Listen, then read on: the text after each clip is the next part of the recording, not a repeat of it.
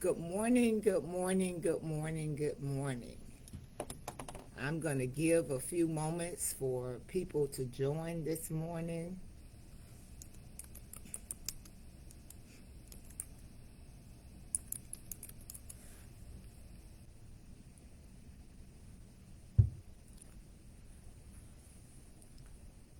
I greet you this morning from Tallahassee, Florida.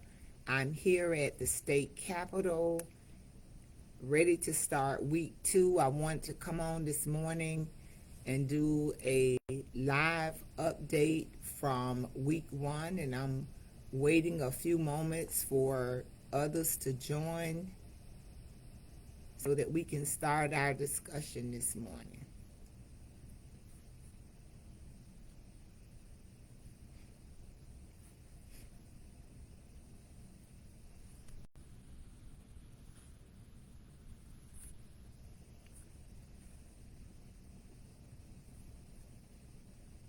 You want to go ahead and share this live.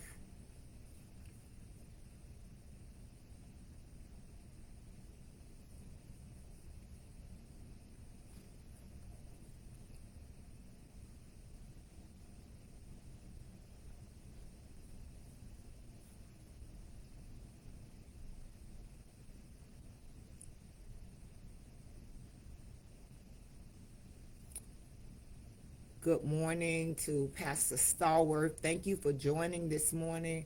We're going to give another minute for others to join us as we give this legislative update from week 1 at the Florida Capitol.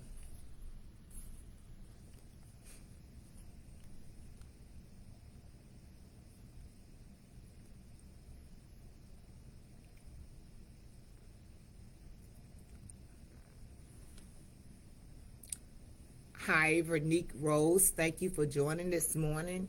We're going to go ahead and jump right into it. Thank you for joining me, Dr. Rosalind Osgood, Florida Senator for Senate District 32, for Real Talk this Monday morning. I like to give these talks to kind of give an update on the previous week legislative session and some hot topics and ideas. This legislative session, I will be doing these talks on either Monday morning or Tuesday morning. So first of all, you've been hearing a lot in the media about the governor's proposal to eliminate property taxes. We must understand that property taxes are a major funding source for public schools, for our police and fire departments. Property tax funds a lot of what go on in local government. Property taxes make up like 18% of county budgets, 17% of city or municipality budgets, and anywhere from 50 to 60% of school district budgets. So when we talk about impacting or eliminating property taxes, it has the potential to have a major impact on us as citizens. It will certainly impact police services, fire services, our city's capacities to deal with flooding and different infrastructure problems, ambulance services, and school district services. So if we eliminate property taxes, then we're going to have to make tax adjustments somewhere. So for example, if we eliminate property taxes and we increase sales taxes, only those of us that own homes will benefit from not having to pay the property taxes at property tax time. But if sales taxes increase, right now in the state of Florida, sales taxes are at 6%. So let's just say they increase to 10%. Then that means that we will pay 10% sales taxes on food, clothing, whatever items we buy, we will pay the additional sales tax. And this would disproportionately impact low and moderate income individuals. Many low income individuals don't own homes, so they won't benefit from the property tax elimination, but they would incur the burden of costs if sales taxes are increased. Another way that we could recover property taxes, it's income taxes. So those of us that work will now have to pay an income tax. Currently, there is no income tax in the state of Florida. So as this discussion go forth about the elimination of property taxes, it's very important that we understand the implementation of that and the impact that this could potentially have on citizens in our area. I'm having some technical difficulties. That something keeps popping up here, so just bear with me. I'm going to work through it this morning. But we have to be very careful. Anytime we talk about eliminating a tax, we got to understand that government is funded through taxes. So if we eliminate the property tax, the question becomes, where are we going to get the money from to support county governments, local governments, and school districts? Next, I'll move to talking about DOGE, or the Department of Government of Efficiencies. This is what you've been hearing a lot about on the federal level with Elon Musk, and you've been hearing talks about the governor's DOGE committee on the state level. This committee has the intention of streamlining state operations and reducing unnecessary expenditures. And I actually think that that's a good idea. But I think the approach to it and the way that we're going about doing it is the problem. It's something that we should take our time doing a PAGA study or some type of study to evaluate the different departments in government to see where we can make cuts and then go forward. There are many government departments that have jobs that's been vacant 2, 3, 4 years. We probably could cut those jobs, but we need to take our time and look at making those cuts that would reduce state spending and also reduce redundancy in the way that we do things. It would allow us, we could even use AI to do these analysis of the different government departments and give us some type of recommendations. But to do it in a rapid way, like we've seen it done on the federal government level, where over 30,000 people have lost their jobs, other people are being bullied into taking $25,000 payouts to leave their jobs or separate from the government. I don't think it's the right approach. This approach that we've seen on the federal level, if we implement it on the state level, it's going to cause major disruptions to operations by eliminating certain departments, certain boards, certain commissions that serve as advisory boards. It's going to give us a lot of delays in services in the ways that we go about meeting the needs of the people. I'm also very concerned that as we begin to go down this road and look at having extra audits on colleges and universities, it kind of infringes, it's more infringement upon academic autonomy. A lot of what we're seeing with the DEI initiative, where schools are no longer able to teach about diversity, equity, and inclusion, or have programs around that. They can't teach about racism, sexism, and oppression. And it's kind of interesting to me because I know that there are laws that mandate in Florida since 1997 that we teach Black history, laws that mandate that we teach Holocaust history, and a recent law that was passed in the last legislative session that mandate that we teach about communism. And you can't teach about African American history, Holocaust history, and communism without talking about racism, sexism, and oppression. So we have to make sure that as we move forward with seeking government efficiencies, that it's not built around some political notion, or we're trying to fire trained professionals in government jobs to hire people that's going to be loyal to the president or loyal to the governor.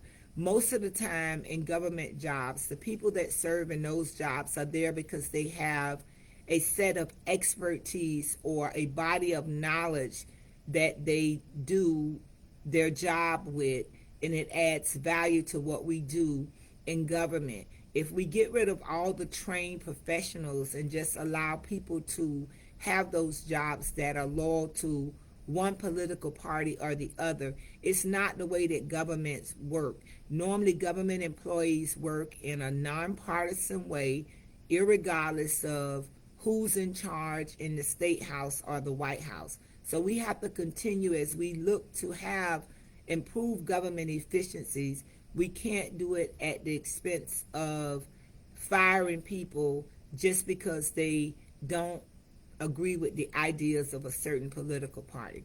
So let me move to talk about education. So I've talked about eliminating property taxes, I've talked about Doge, and now I'm talking about education. So last week in the Education Pre-K to 12 Committee, which I am a member of, Senate Bill 166 passed. This bill allows a lot of great deregulation for school districts. I was a yes on this bill. This bill allows school districts to now have multi-year contracts with teachers. Right now, most teachers are on an annual contract. It gives them no job security. So this bill would allow districts to enter into 3-year contracts with teachers that have scored highly effective 4 out of the 5 years of their employment in the school district. So if you've got highly effective for the last 4 years, then your district can now enter into a 3-year contract with you. This bill also creates a 10-year teacher certification for highly effective teachers. So if you're a highly effective teacher, again, 4 years of the last 5 years, you can now get a teaching certificate extended for up to 10 years instead of having to constantly renew it. This bill also offers some deregulation for students. So this bill removes the mandate for students to pass Algebra 1 and 10th grade English Language Arts exam as a graduation requirement.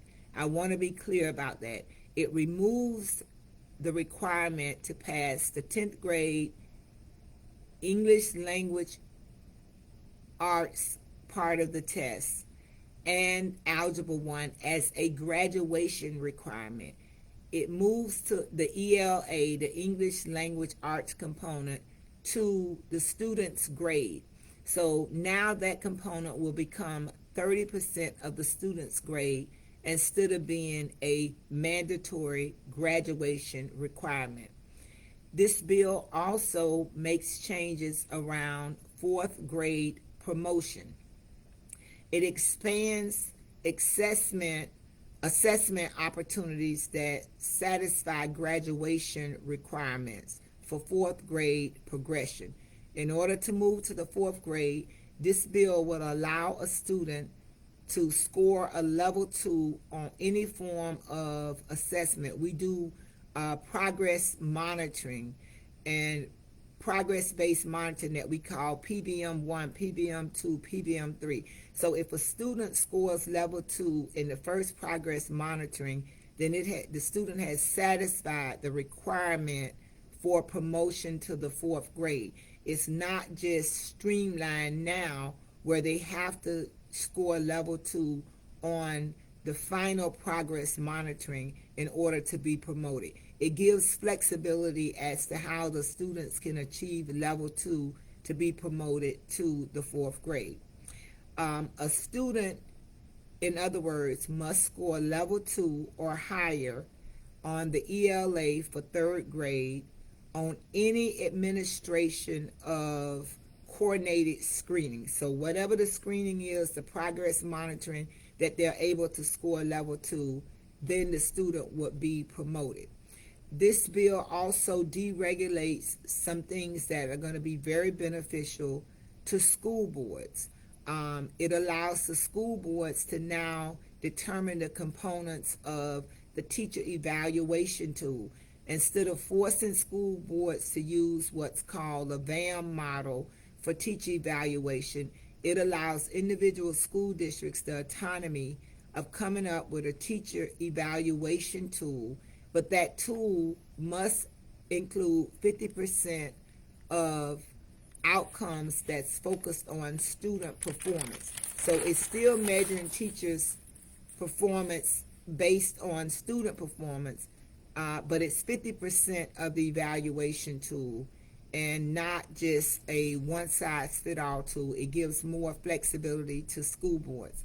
It also deregulates rulemaking in school boards, where it gives school boards flexibilities now to develop policy and streamline those policies than going through all of the bureaucratic matrix that we have in place on the state level. Right now, districts have to go by what's called the Administrative Procedure Act, or the APA. So they have to go by all these convoluted rules and this comprehensive process for adopting rules and for public notices and hearings and all this detailed documentation. Well, this bill gives them a little flexibility to streamline that process and not have it be more stringent. It gives the district school boards more autonomy and more freedom in implementing policies and procedures and maintaining public trust. It cuts back on a lot of the stuff that is currently not needed. I mean, it's just a lot of paperwork, a lot of unnecessary processes that a district has to go through to make rules. This bill also changes the way construction cost is allocated.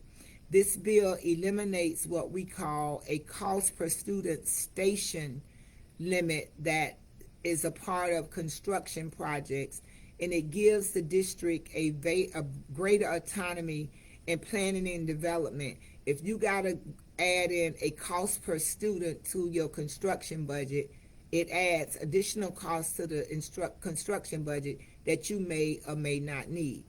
It also allows districts to have flexibility in budget reporting. It removes the requirement for districts when they submit their budgets right now, they have to submit all these graphs with it.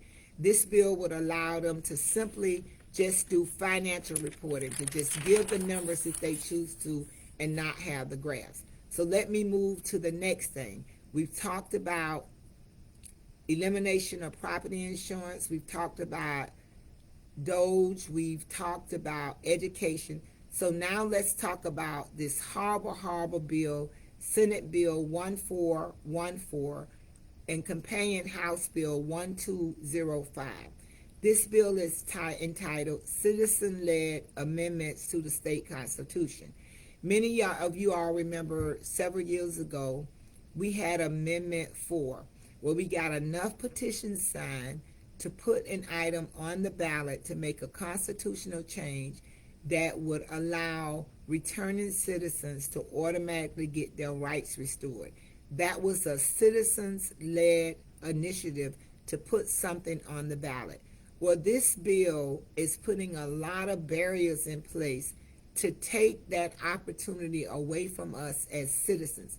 You can give an idea to a legislator, and if we don't agree with you, we're not going to file a bill or set it up to amend the Constitution. But as a citizen right now, you have a right to collect signatures from 60% of the voters and get your item placed on the ballot. Well, this bill puts in a lot of hurdles, like, for example, anybody that's handling a petition that's going to circulate a petition. We just saw this initiative around abortion and legalizing marijuana. So somebody sponsored those ballot initiatives, and they paid people to go out and collect the signatures. So now if you are a person that's circulating the petitions and collecting signatures, you have to be a U.S. citizen, you have to be a Florida resident, and by the way, if you have a felony conviction, it could be 10, 20, 30 years old, in any type of forgery or counterfeiting or perjury, you cannot circulate petitions. It actually becomes like a second-degree felony. So a lot of times, sponsors of petitions create jobs for returning citizens by hiring them to go out and collect signatures from voters to put something on the ballot for the voters across the state to choose. It also puts a stipulation where once these signatures are submitted, the supervisor of election has 10 days to verify these signatures instead of 30 days. It changes where if you submit the petition, the supervisor of election within 10 days of collection must verify those signatures instead of 30 days. Again, it's more barriers. And by the way, if you're going to sponsor petitions or try to get something on the ballot, if you're the sponsor, you have to put up a $1 million bond. Now, many of us have great ideas, but the majority of us don't have $1 million to put up as a bond get $1 million bond for a petition initiative. This is a way to make sure that only certain people are able to access this process. So the signatures, once they're collected, they have to be verified. So if you're going to sign on a petition to say you support getting something on the ballot, doesn't even mean you support the initiative. You just want to put it on the ballot to allow people to vote on it. You have to follow the same process that you do now when you request your vote by mail ballot. You have to have a driver's license or a state ID or use the last 4 digits of your social security number. And then the supervisor of election must verify, the signatures. I said it wrong earlier. Must verify the signatures within 30 days of receiving it. If the petition is submitted 60 days before February 1st of an even number year, then the verification must occur within 15 days. So it's no consistent time as to how the date and time that the signature is verified. It puts a lot of pressure, will take a lot of staff in the supervisor of elections office, and there's no money, no fiscal attached to this bill to even hire extra people to make these things happen. Once the supervisor of elections review a signature, then by this new bill, they have to send a notice to voters saying that they got their signature, they verified it, it was either accepted or denied. Well, if you as a voter say you didn't sign the petition and you want to file a complaint, then the way that you would file that complaint will also be listed in the notification that the supervisor of election will have to give to you. So if you want to sponsor a ballot initiative, you have to pay $1 million, have $1 million bond. You must also register with the state and take a mandatory training in order to be able to sponsor a ballot initiative. It doesn't say what's going to be in the mandatory training. It just says you have to take a mandatory training by the state in order to be able to have a ballot initiative. And it doesn't even say how frequently these trainings will be offered. So they could easily play a game with the offering of the training where you don't qualify or meet the criteria to sponsor a ballot of initiative. Also, the signature, there's a major part on what's called signature revocation. So signatories can revoke their signature from a petition under specific circumstances. So you could sign a petition and change your mind and say you didn't want to sign the petition, and you can contest it, or you can say, well, hey, I didn't sign the petition. So there's a way that if you didn't sign the petition that you can repeal it, but you have to do it before January 2nd of the year of the general election. And this bill also is another bill. Many bills that we see in the state have increased penalties. So if you collect these petitions and you submit them, you have to submit them within 10 days after you collect them. That was the part I had wrong earlier. So if I go out and collect signatures, instead of having 30 days to submit them, I have to submit them within 10 days. If I submit them late, then I'm fined $50 per day for each signature, up to $2,500. Then if I collect the forms and I decide I'm not going to submit them, then I have to pay a $100 fine, a $1,000 fine, or up to $5,000 for all the signatures that I collected. So when I'm running for office, there's a qualifying fee that you pay based on the population in your district. So sometimes we use petitions to waive the qualifying fee. Sometimes you start collecting petitions, time run out, and you realize you're not going to meet the deadline, and you just say, I'm going to pay the fee. But if you've collected petitions, now you can actually be fined for not submitting those petitions after you have collected them. And if you have a felony, I'm going to say this again, you can't be a part of sponsoring a ballot initiative or even being hired to collect the signatures for the ballot initiative. Let me move to the next issue that we've been hearing a lot of talk about. And good morning to all of you that's joined us. It's so good to see you, Karen, to see my daughter, Shanette, Miss Elaine online, many of you that have joined us. So we've talked about elimination of property taxes, and I do see someone wants me to go back over that. I will do my best to do that. We also talked about education. We talked about Doge, and we just finished talking about the citizen-led ballot initiatives. So now I'm going to talk about gun legislation. There's been Senate Bill 94 filed and the companion House Bill 759 to lower the age for purchase of a firearm to 18. Right now it's 21, so we're going to go back and we're going to lower it to 18.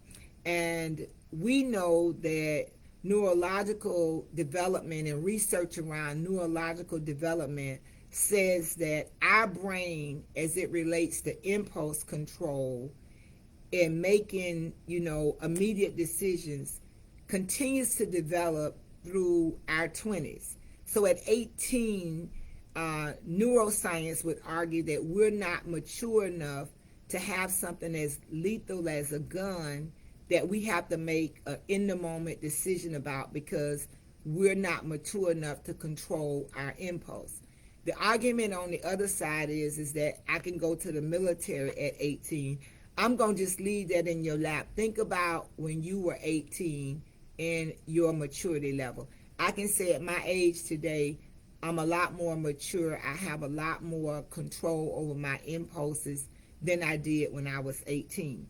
There's also another gun bill, and this bill I'm adamantly against. It's Senate Bill 814 that would allow concealed carry on college campuses.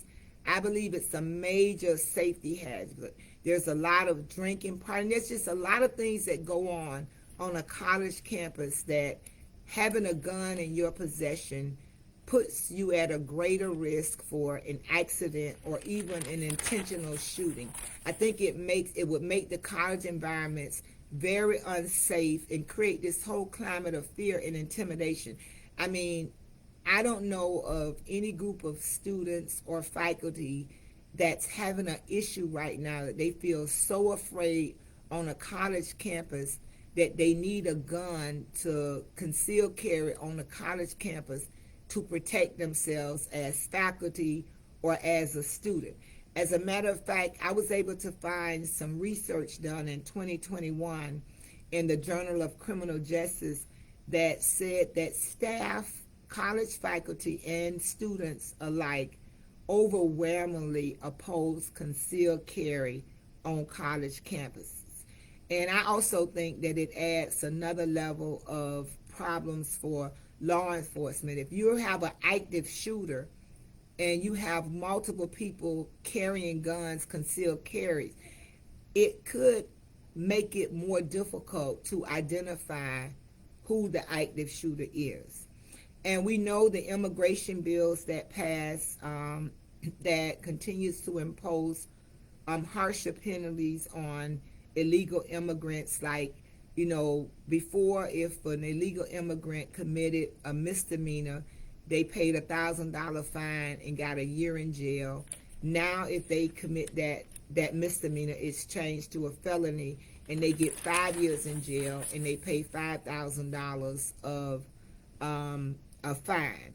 And that immigration legislation also repealed in-state tuition for undocumented students, where in 2014 the legislators said we're going to allow undocumented students to go to school and have in-state tuition if they're living in the state of Florida. Well, that's been rolled back now. So students that are currently enrolled as freshmen, juniors, sophomores, and seniors, when they go to pay their next tuition bill, that bill could increase from $6,000 a year to $22,000 a year. Also, there's a lot of talk around HBCUs. I will be honest, in looking at the budget and just doing a little research, Governor DeSantis has given more money to HBCUs under his administration than any of the previous governors. There's been a lot of investments made in HBCUs. There's money in this proposed budget, about, I think, $10 million for the hardening of HBCUs to make their campuses more safe. There's other monies that's allocated to HBCUs.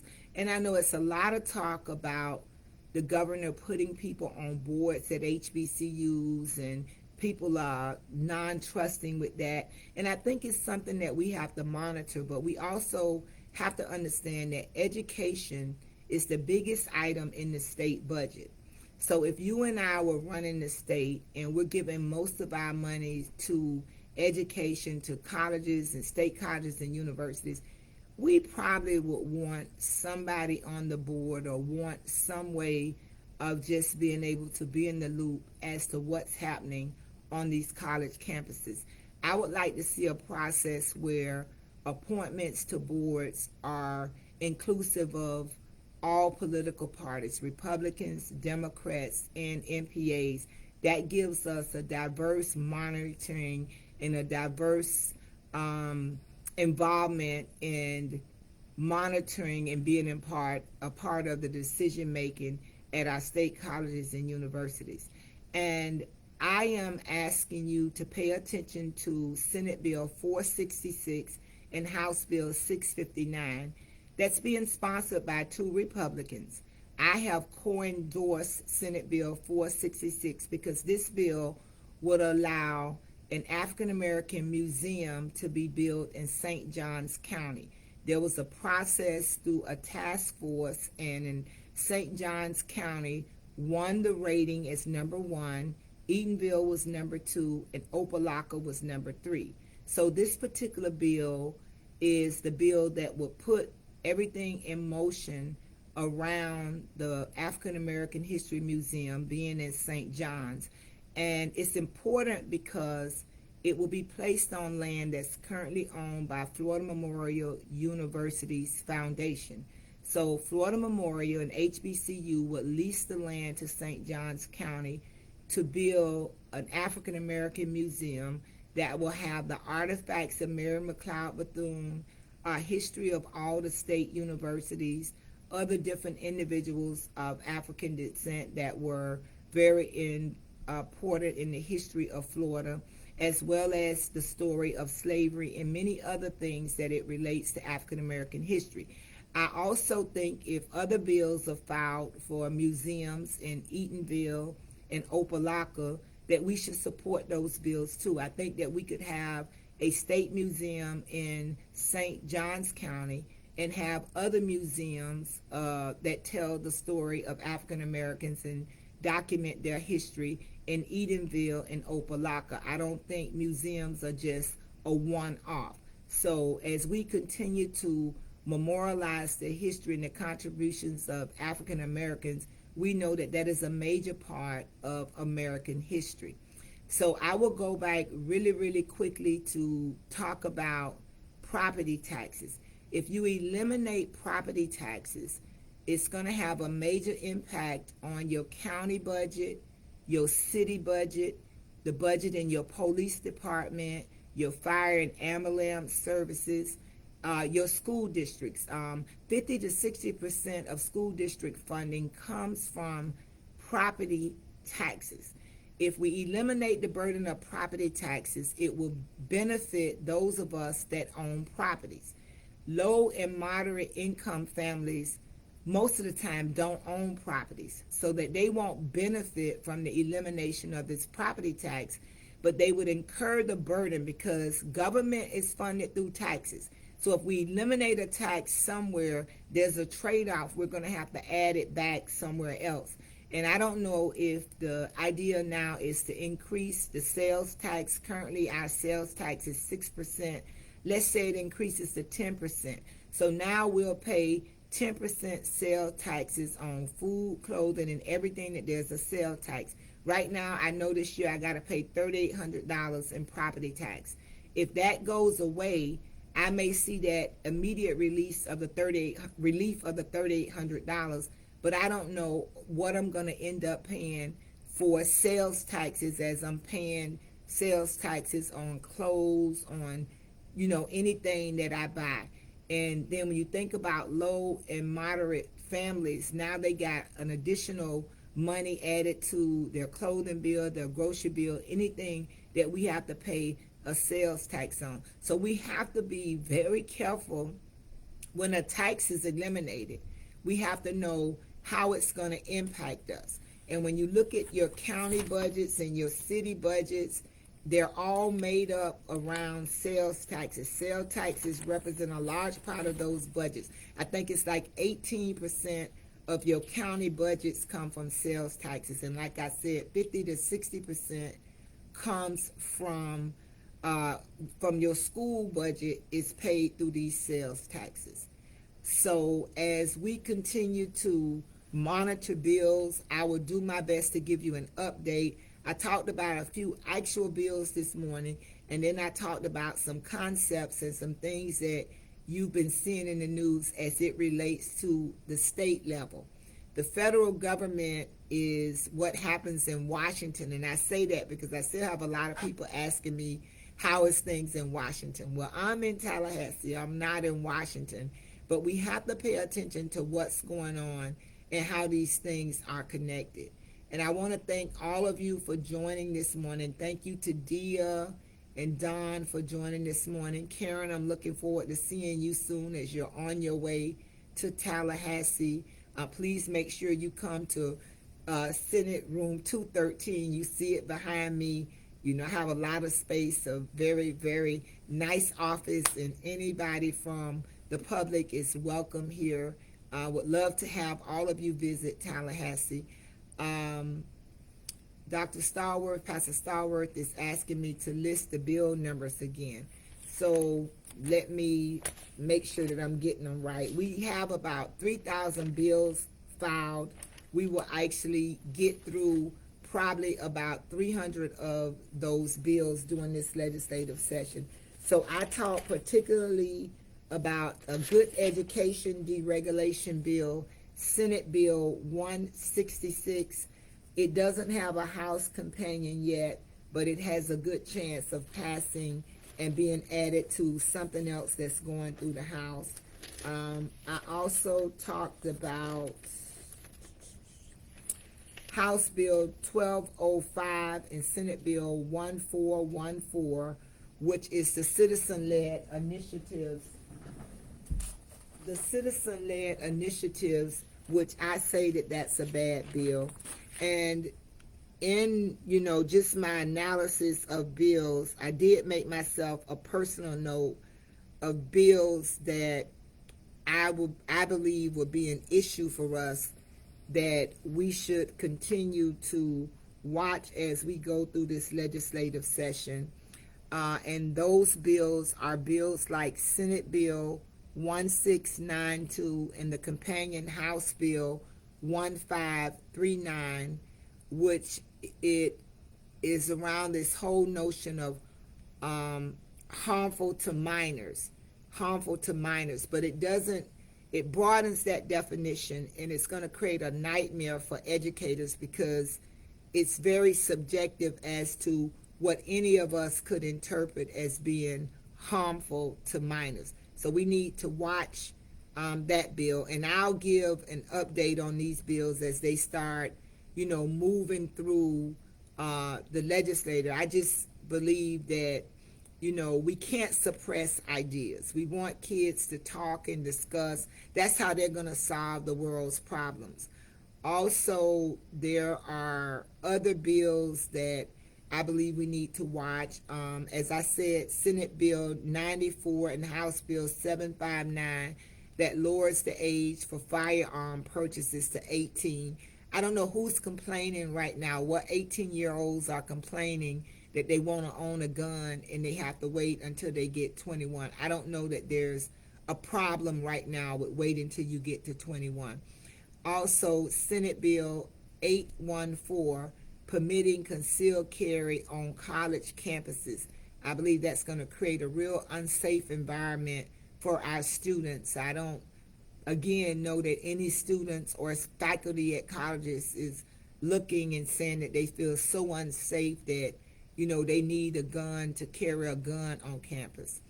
Also, Senate Bill 1414 and House Bill 1205. Those are the numbers for the bill that changes the citizen-led constitutional amendment process to make it more difficult for us as citizens to put things on the ballot. And those are a few bills that I've kind of just glanced at in going through the bills. It's an arduous process for us in going through the various bills and trying to research and state our arguments. So I've kept you longer than I intended to this morning. I normally try to do this in about 15 minutes, but I wanted to give you a good foundation. I see there's a question about housing. If you're talking about specific housing in the 2023 legislative session, we did the Live Local Act. 2024 legislative session, we did, was 2023, we did the Live Local Act, which was our big bill to try to make our state more development friendly. The problem we're having with housing now is we're running out of space.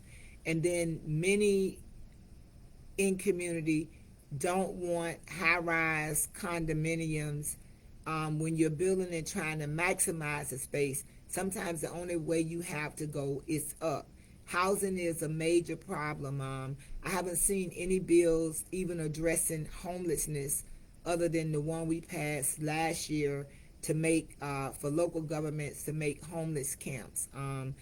The housing bills around housing are not on the agenda for what was not on the agenda last week, and I didn't see them on the agenda for this week.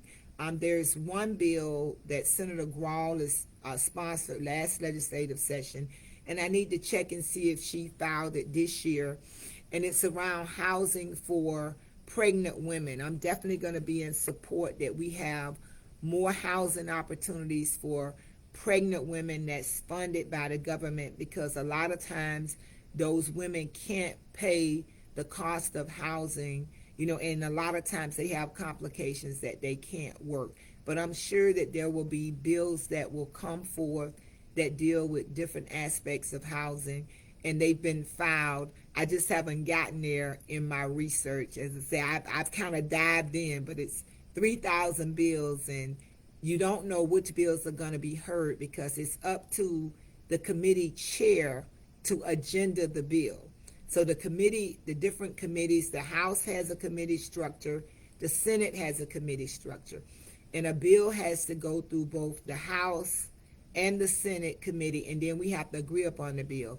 Tomorrow, Tuesday, I have a bill that's on the agenda, and I'm very, very excited about it. It's on the agenda in the Judiciary, in the Criminal Justice Committee, and this bill is to allow protection for those that work at Crime Stoppers, to allow a public record exemption where their home addresses, their telephone numbers, their family's home addresses and telephone numbers, if you work at Crime Stoppers or you're on a board, that your information will be concealed and not be available for the public through any public records request.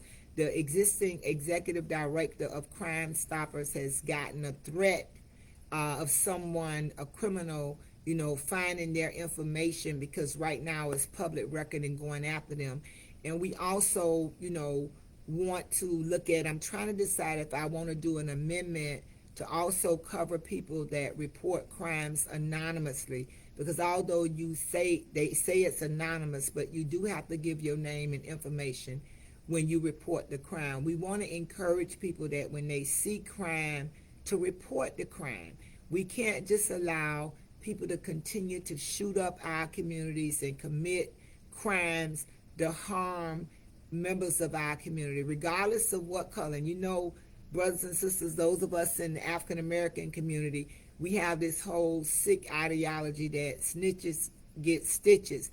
But if someone is shooting up a place or committing a crime, we need to report them to law enforcement. It makes our community unsafe, and it puts our lives and the lives of our family in jeopardy.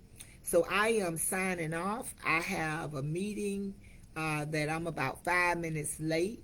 I love you guys, and stay tuned. Continue to show up for Real Talk.